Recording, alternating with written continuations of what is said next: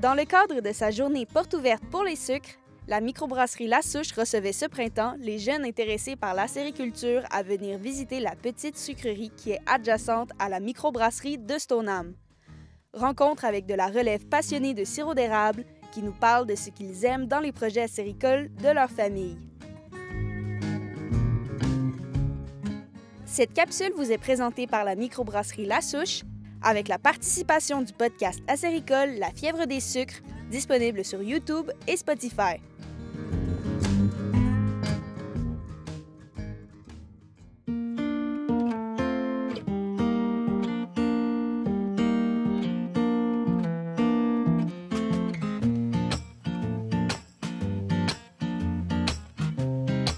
La cabane de La Souche est comparable un peu à la nôtre. Ils ont le même genre d'équipement. Depuis que je suis petit, je fais les sucres avec mon père, avec notre famille. Puis cette année, j'ai commencé à plus entailler. Mon père, il m'a laissé tout entailler puis réparer les fuites.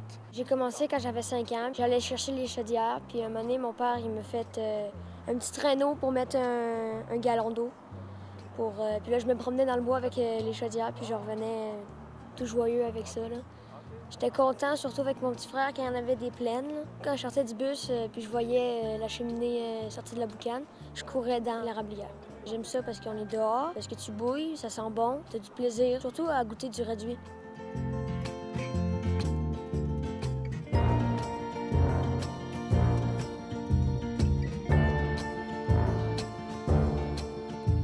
Bienvenue à Cabane La Souche, cabane à sucre. En arrière, on a la chance d'avoir 80 ampères à peu près. Puis on en loue 1000, fait que je charrie mon eau d'érable à tous les matins. Puis on a un petit évaporateur 2 par 8. À 3 pannes, la panne arrière à rayon. Après ça, les 2 pannes pour faire le sirop. Ça nous permet de faire 2 barils. Aujourd'hui, j'ai mis ma veste d'entaillage puis je peux vous montrer tous mes équipements.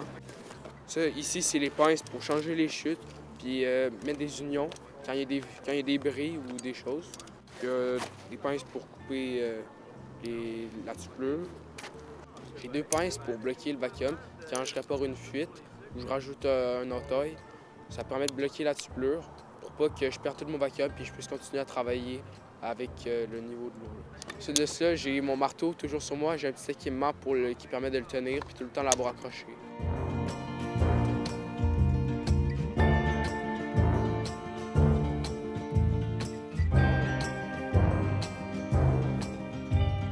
Tu mets des tuyaux.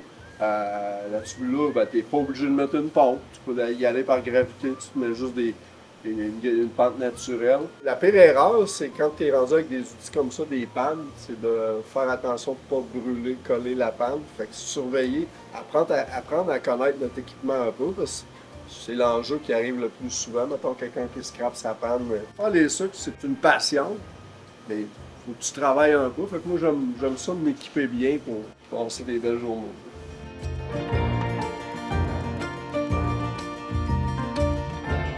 On a eu un nouveau projet dans la famille. Mon père nous a acheté une terre à bois. On veut se construire une cabane à sucre avec 500 entailles environ. Puis on va se faire des pistes de vélo parce que nous, on aime bien ça, le vélo de montagne. Le printemps, je vais monter en 4 roues, faire les fuites, voir si tout est correct, bourrer le poêle, couler un petit peu de sirop. Cette année, pour m'encourager, mon père, il me donne du sirop que j'embouteille dans un kit de 3 bouteilles. Une du début de la saison, une du milieu puis une de la fin. Ça permet de voir tout l'ensemble du goût du sirop. Puis ça permet de me faire commencer un peu, de me faire des petites business puis de faire de l'entrepreneuriat.